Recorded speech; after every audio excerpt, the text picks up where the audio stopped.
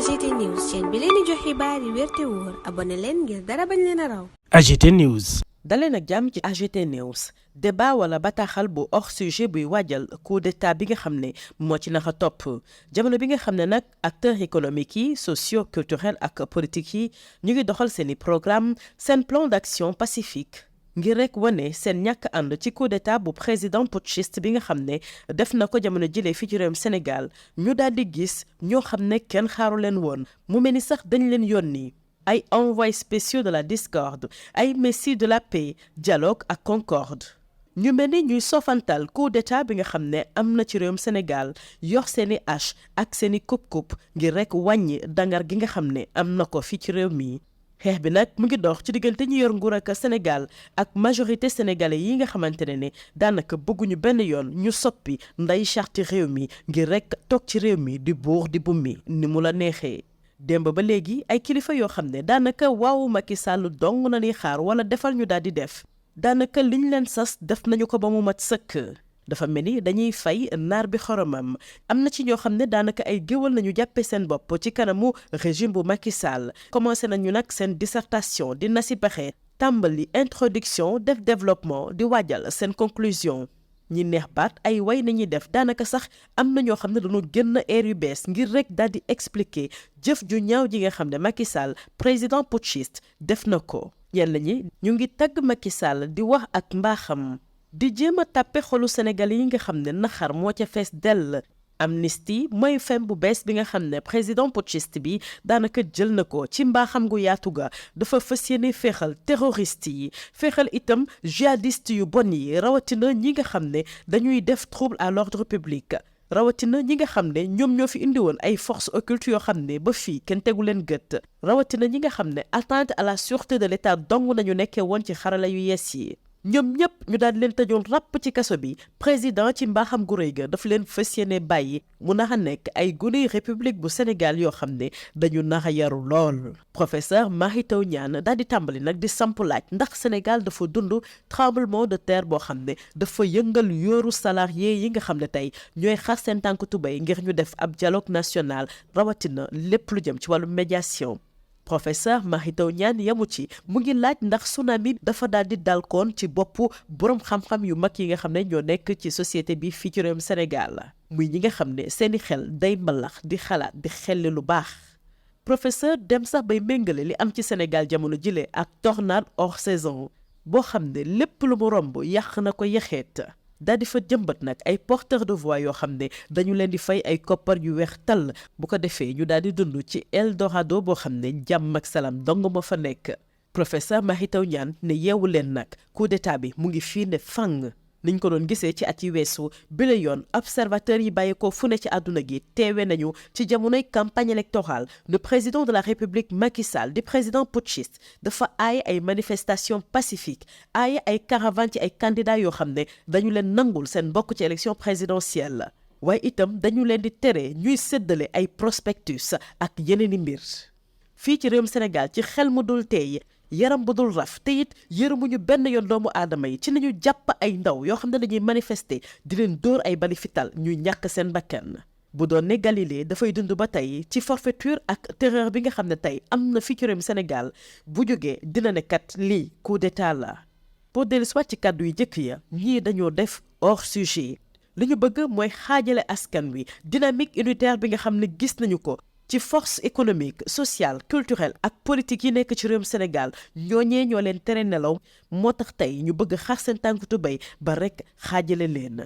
tiitaange gi tey nekkul ci ñi nga xam ne ñoo nekk ci chaumière yi tiitaange gi mu ngi ca avenue Léopold Sédar Senghor mu ngi ci kër yi nga xam ne moo gën a tooy ci Fann Mermoz ak Almadies ñi nga xam ne tey ñoo nekk ci classe dirigeante yi ñoom ñi nga xam ne ñooy nekk ca palais de la République di buur di bummi couturier texte juridique yi nga xam ne ñoo gën a mag ci réew mi fossoyeur des biens publics assassin yi nga xam ne ñoom ñooy rey ndaw ñi opportuniste yi nga xam ne wañ nañu fu tooy ñu takk ñoom ñooñee tey ñoo tiit ba xamatuñu fi ñuy taxaw moo tax tey dañu taxaw temb ngir rek faat démocratie bu Sénégal faat état de droit faat justice faat sunuy liberté faat anam bi nga xam ne noonee nañuy dundee fii ci réewum Sénégal muy benn bopp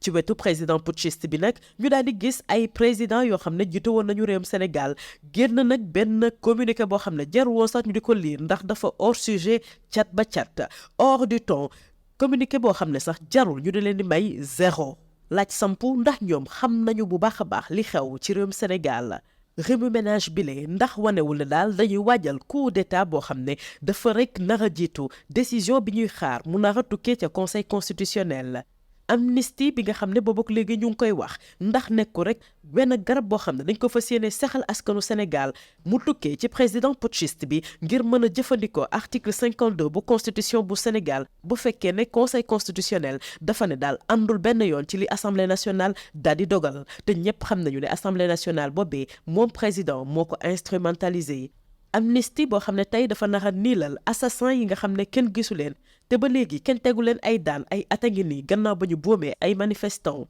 amnistie boo xam ne day tax ñu daal di fàtte ba faw doomu aadama yi nga xam ne ñoo ñàkk seen bakkan ñi def jëf ju ñaaw joojee di dem ak di dikk nu mu leen neexee di janoo bés bu yàlla sàkk ak njabootu ñi nga xam ne tey ñoo ñàkk seeni doom te kenn du leen ko fajal. Sénégal soxlawul tey bile loi d'amnistie Sénégal li mu soxla mooy rek dictateur bi nga xam ne moo fi nekk daal di libéré prisonniers yi nga xam ne dañ leen jàpp ci anam bu teguwul fenn bàyyi leen ñu jëlaat seeni droits civiques yi nga xam ne dañ ko fëkkoon ci ñoom buñ ci noppee ñi nga xam ne ñoom ñoo faat ba kenn doomu aadama yi ñu daal leen ne ràpp ci kaso bi. bépp discours bépp communiqué wala boog bépp jëf boo xam ne dafa jëm ci lu féewaloo ak lu ni mel daanaka coup d'état bu leer lañ la. tey li wax mooy ñu daal di restaurer processus électoral bi organiser ay élections présidentielles le 25 février 2024 bu ko defee Macky Sall def passation de service ak ki ko fi wutu ci ñaari fan ci weeru avril atum 2024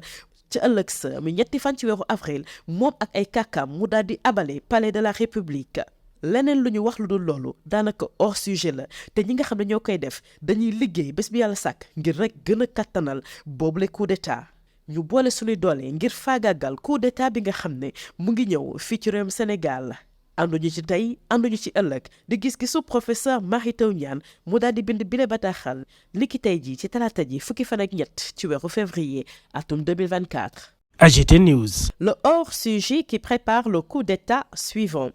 Au moment où les acteurs économiques, sociaux, culturels et politiques déroulent à qui mieux mieux leur plan d'action pacifique pour s'opposer fermement au coup d'État du président putschiste, arrivent comme d'habitude les envoyés spéciaux de la discorde, les messies de la paix, du dialogue et de la concorde pour tenter de fracasser à coups de hache et de coupe-coupe le combat en cours de l'immense majorité du peuple sénégalais contre le monstre anticonstitutionnel qui s'est emparé délibérément de notre pays.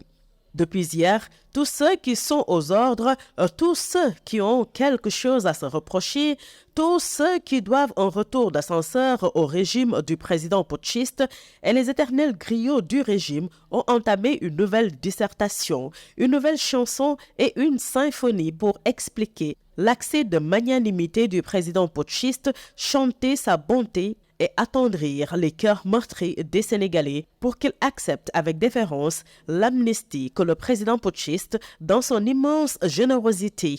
va offrir aux terroristes, aux affreux djihadistes, aux fauteurs invétérés de troubles à l'ordre public, aux actionnaires des forces occultes invisibles, aux spécialistes d'atteinte à la sûreté de l'État, etc.